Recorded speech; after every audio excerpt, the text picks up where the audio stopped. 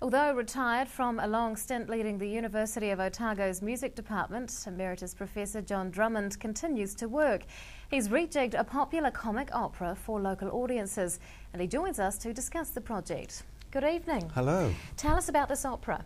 Well, it's Mozart's opera, The Magic Flute. Most of Mozart's operas were written for posh opera houses and rich patrons, and were all performed in a foreign language, but this one was a bit different. It was the last opera he wrote, and he wrote it for a suburban comedy theatre with an independent company putting on shows for, not for the rich and wealthy, but for middle class and working class audiences.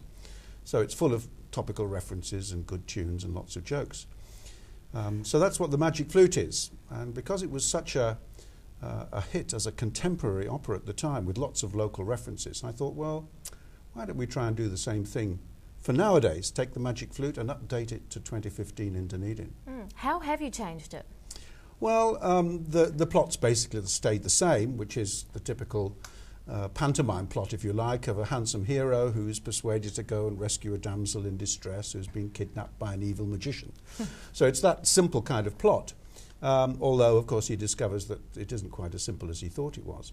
But the background to the opera is a conflict of different ways of looking at the world. On the one side, there's the Queen of Night in the original, who's a queen who just does exactly what she wants, and everybody has to do what she says and no questions asked. And on the other side is the magician, Zarastro, who believes in reason and wisdom and nature and community. So with those two opposing forces in the original, I thought to myself, what would be the modern equivalent of that? So I was a bit cheeky, and I decided that perhaps the equivalent of the Queen of Night was the corporate world, which tends to be a little bit perhaps selfish and is after profit and so on.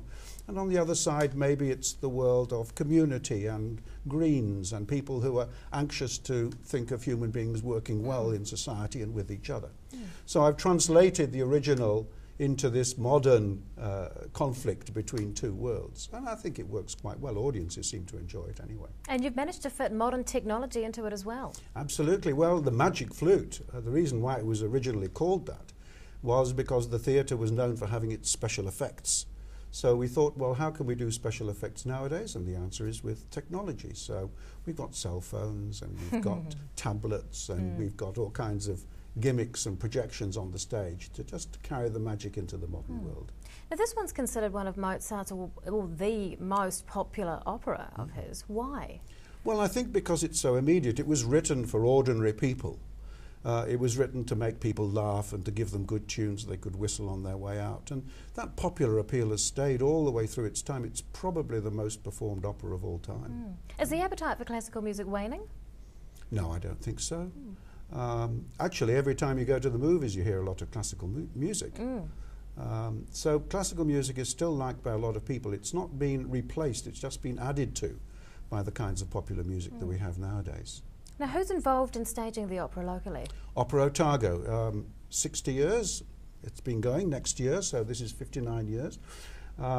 It's the local opera company, been doing lots of shows of all kinds, with a particular dedication to two things: doing things in a different way, either new operas or operas in a new way, like The Magic Flute, but also supporting young performers. It's very difficult for young singers to get the opportunity to sing in opera in New Zealand. So if we can play our part in that, then that's what we'll do. Emeritus Professor John Drummond, thank you so much for your time. Thank you.